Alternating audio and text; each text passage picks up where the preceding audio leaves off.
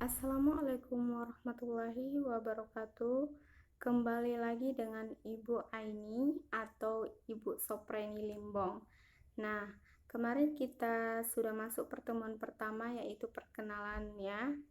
Sekarang kita masuk pertemuan kedua tentang bab 1 pengetahuan dasar geografi. Nah, di sini yang perlu kalian ketahui, apa sih pengertian dari geografi? Geografi itu berasal dari bahasa Yunani. Geo artinya bumi dan sfer artinya lapisan. Geografi adalah ilmu yang mempelajari tentang kebumian. Dan yang kedua definisi geografi adalah ilmu yang mempelajari tentang fenomena-fenomena alam atau gejala-gejala alam. Nah, ini ada contoh hasil gambar citra ya. Gambar citra. Pada hakikatnya, geografi merupakan ilmu pengetahuan yang mempelajari tentang kesamaan dan perbedaan geosfer dengan sudut pandang ke ruangan, ke lingkungan, dan kompleks wilayah. Pada saat ini, geografi telah ditunjang dengan peralatan-peralatan seperti citra dan sistem informasi geografis. Dengan begitu, geografi sekarang dianggap sebagai ilmu yang dapat dipergunakan dalam kehidupan sehari-hari. Misalkan, dalam kehidupan sehari-hari kita sekarang menggunakan GPS atau Google Map ya. Sekarang itu banyak Gojek online, Grab untuk mempermudah segala tujuan kita. Misalkan kita ingin ke daerah si A, si B dengan sangat gampang, dengan sangat cepat, kita bisa menggunakan aplikasi Grab atau Google Map ya untuk menentukan tempat tujuan kita. Ini pengertian geografi udah Ibu jelaskan ya. Nah, ini ada perbedaan perumusan definisi geografi menurut para ahli. Yang pertama, Alexander pada tahun 1958 beliau mengemukakan bahwa geografi merupakan studi tentang pengaruh lingkungan alam pada aktivitas manusia. 2. Hans Horner pada tahun 1960 merumuskan bahwa geografi berkepentingan untuk memberikan deskripsi yang teliti, beraturan, dan rasional tentang sifat variabel dari permukaan bumi. Yang selanjutnya bisa kalian lihat di slide.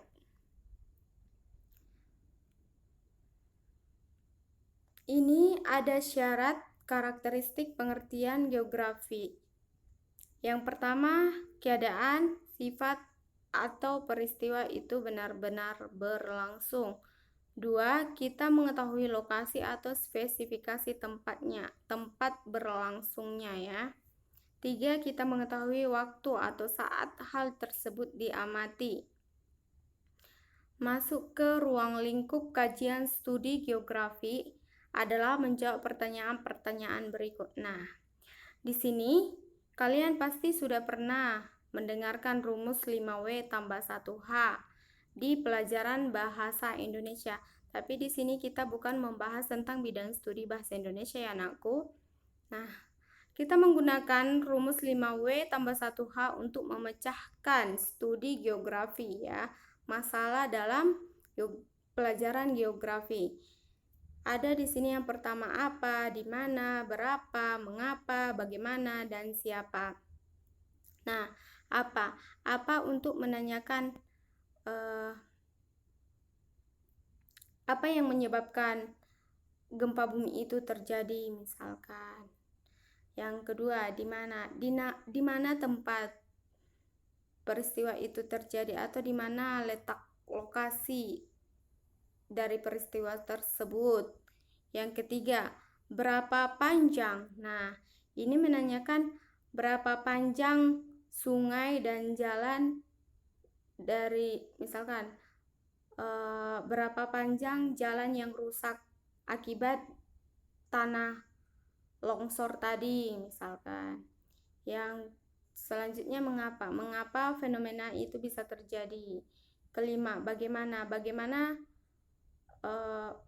peristiwa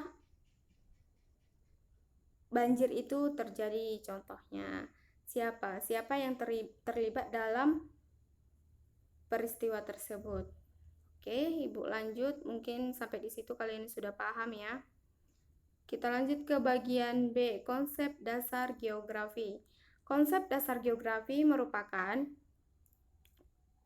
konsep yang paling penting dalam menggambarkan struktur ilmu ataupun hakikat suatu ilmu. Konsep dasar geografi menurut Dalzoeni atau ahli geografi Indonesia ya. Yang pertama itu penghargaan atau pandangan budaya di atas bumi. Kedua, konsep regional. 3, pertautan wilayah. 4, interaksi keruangan. 5, lokalisasi. 6, pentingnya arti skala. Lanjut. Ini nomor 1 konsep lokasi sesuai dengan rumus atau jabaran dari rumus yang tadi 5W tambah 1H. Konsep ini merupakan jawaban atas pertanyaan di mana ya.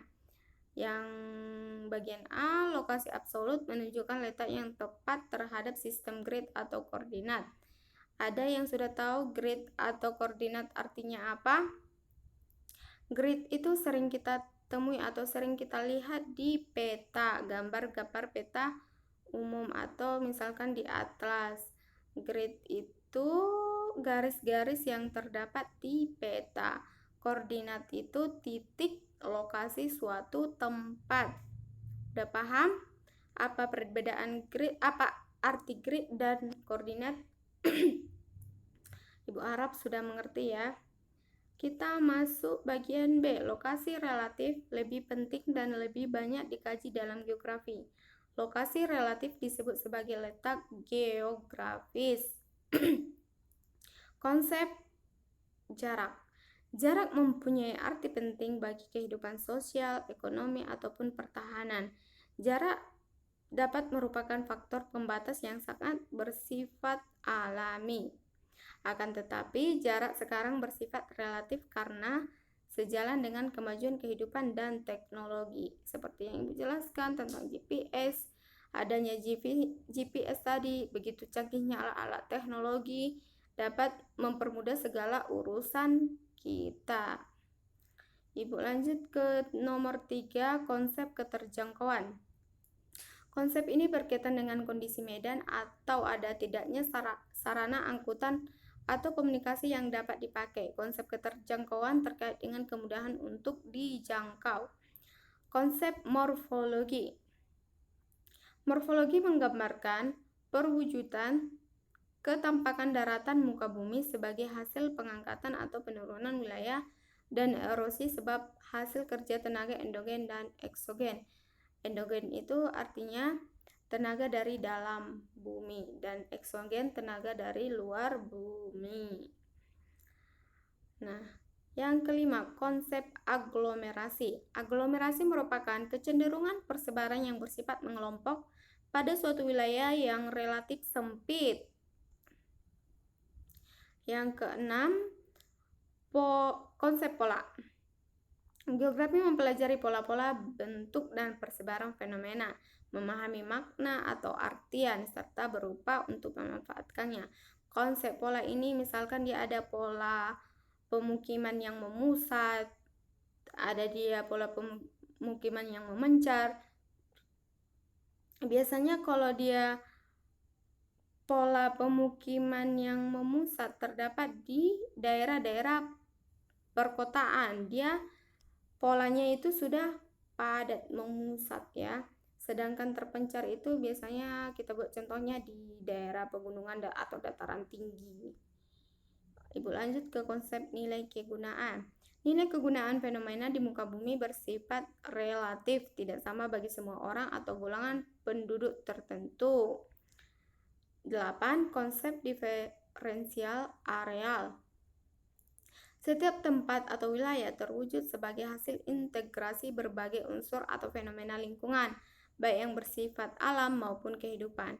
Interaksi fenomena menjadi suatu tempat atau wilayah mempunyai corak unik dan tersendiri sebagai suatu region yang berbeda dari tempat atau wilayah yang lain. 9. Konsep interaksi interdependensi. Interaksi merupakan peristiwa saling memengaruhi daya objek atau tempat satu dengan yang lain. Setiap tempat mengembangkan potensi sumber dan kebutuhan yang tidak selalu sama dengan yang ada di tempat yang lain. Oleh karena itu, selalu terjadi interaksi bahkan interdependensi antara tempat yang satu dengan tempat atau wilayah yang lain. Misalkan, interaksi itu kan artinya hubungan timbal balik antara individu dengan individu, individu dengan kelompok, dan kelompok dengan kelompok. Contohnya itu, hubungan timbal balik antara kota A dengan kota B, atau misalkan kita mengekspor jagung keluar dan dari luar pun kita nanti ada diimpor barang-barang ya. Seperti itulah contohnya, ada hubungan antara interaksi wilayah si A dengan si B. Masuk ke konsep keterkaitan keruangan.